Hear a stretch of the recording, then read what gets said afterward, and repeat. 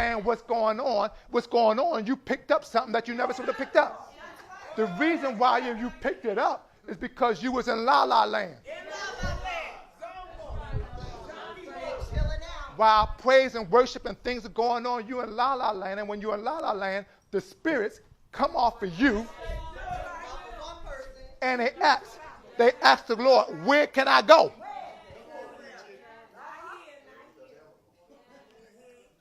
And they have a command, they have a right to go somewhere. They got to go somewhere, and they say, okay, this person acting like nothing, so I went.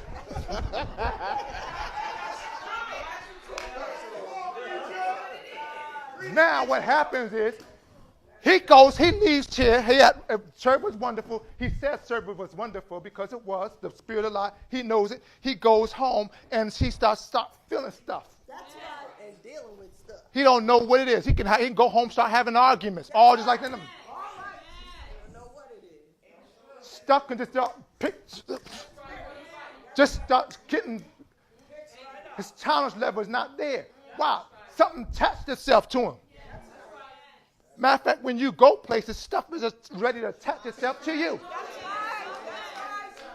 When you go into a hostile territory, you have to have your armor on. Don't go into hostile territory unprepared. If you go against the unprepared, you will lose the battle. And if you go into hostile territory and you don't have the weapons that the enemy has, you better know what you have. You better specialize in it. When David went against Goliath, they put on armor and stuff. He said, "Get this off of me because I'm not familiar with this. It's too new. I got to work it in. I don't have time to work it in." So what did he do? He went and got 5 stones and his sling. He was used to working with his sling and the stones.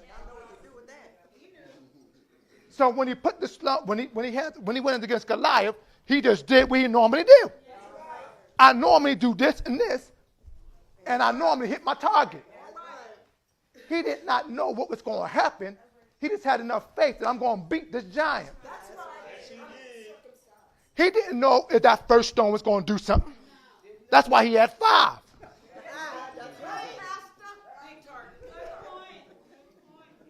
He said if the one doesn't hit it, maybe the second one will.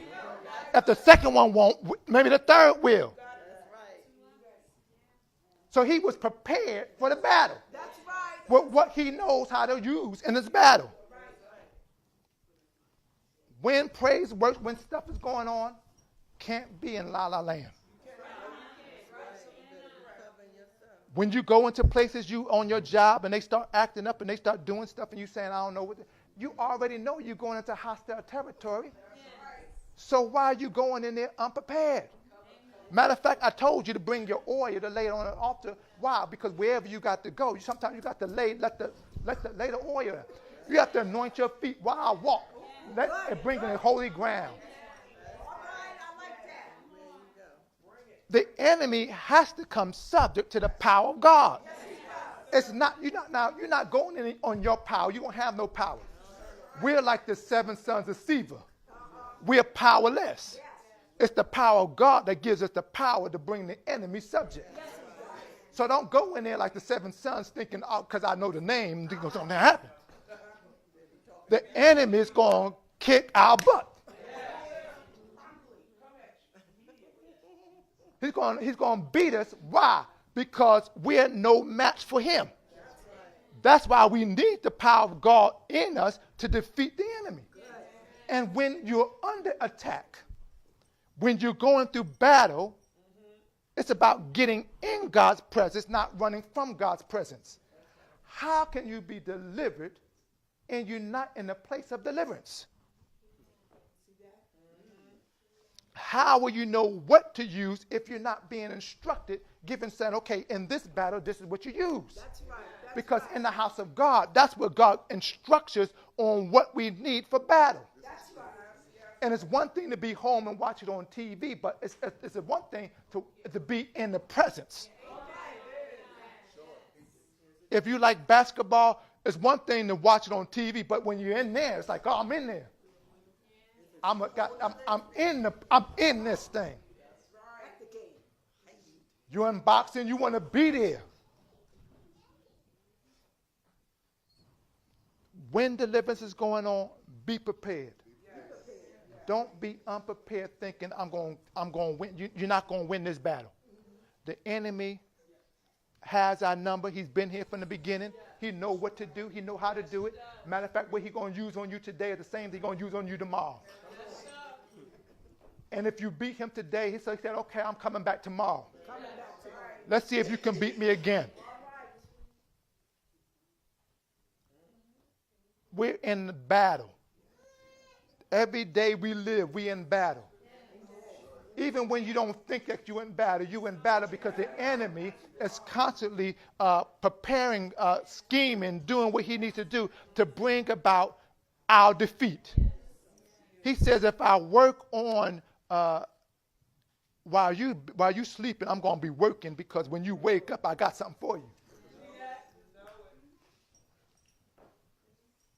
That's why it's good for us, even before we go to seek, to send prayers for us ahead of time. And you know what you're going to be dealing with on the mark based upon what you dealt with on today. So send the prayer ahead of you, so that when I get to tomorrow, everything can be smooth, because I sent the head ahead. I didn't wait. I sent it ahead.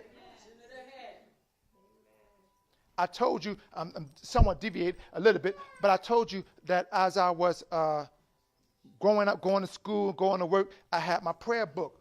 I prayed for things in my prayer book that wasn't what I already knew was future. But I said, let me pray now, so that when my time comes up to future, I don't have to be surprised about it, because I've been praying it all this time. You have the ability to set yourself up for blessings, not defeat. We're in battle against the enemy. Find out what tools is going to work. Sometimes clapping of the hand work. Sometimes saying glory. Sometimes jumping up and down may work. Sometimes waving your hand may work. If I do this and it don't work, try something else. We have an arsenal of things to throw at the enemy. So if I hit you over here one day, he thinks, okay, he's going to just do this or what. We'll act like we're going to come subject. We ain't going nowhere. But when you hit him with something else, it's like, oh, I was expecting that. It's like a boxer getting ready to prepare for anything. When you're preparing for your opponent, you start studying them. You know what they're going to do. So you know when they're going to do this, and they study the tape. But he's going to duck. So when he duck, you make sure you go that way. He's going to duck. The enemy studies us. He knows what we're going to do, when we're going to do it, how we're going to do it. He already knows how we're going to react. That's why sometimes we need to keep our mouth shut in the midst of battle. Don't tell the enemy that what he's doing is having an effect on you. That's right. If I keep my mouth shut, he won't know what's going on. I can be in my worst state going through something, but if I don't say nothing, he don't know. That's right. Matter of fact, us not saying anything frustrates him even more. That's right. I don't know, sometimes, and I can't get the right example, but I know that when you're dealing with something, sometimes they want a reaction out of you. If they don't get a reaction out of you, that messes them all up. Yes. I want a reaction. I want to know that what I'm doing to you isn't affecting you real good, because that's their enjoyment. That's when they get to smile and say, look what I did to them. But when you say nothing, it's like, it's about having a praise in your heart in the midst of all that. Yes. Yes. I'll give you this example because it happened on yesterday. Matter of fact, it happened today. Yesterday, I went to work on my Saturday job. On my Saturday job, I had got up early in the morning. Matter of fact, I got up in the dark. I came home in the dark. Okay. When I got in my car, drove my car home, came home. I was going to drop by the church to do something, make sure that the heat was on. I said, no, it's too late. I want to go home. I went home, parked my car, got up this morning, got dressed early, Said I'm going to come to the church, put the heat on, make sure everything is going. Then I came to then when I got up early, because it got up real early, went to the car wouldn't start. Tried it again. Myself, maybe because it looked like it's trying to start here. So I tried it again, car wouldn't start. After a few moments, I drew the conclusion, car not going to start. So therefore, I went in the house, told my wife, car not working, car not starting, whatever it was. But then the next thing I said, I thank God that I made it home.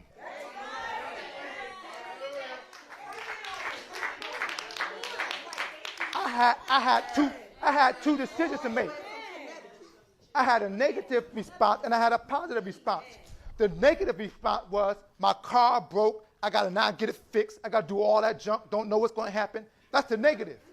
I didn't need to go to the negative. I needed to go to the positive. Said, thank you, Lord, for bringing me home, because I would not want to be stuck at the job with a car that was functioning properly. So it's functioning. If I was stuck at the job late at night, I was up in Parsippany somewhere, wherever that was, Whippany, Parsippany, stuck at night.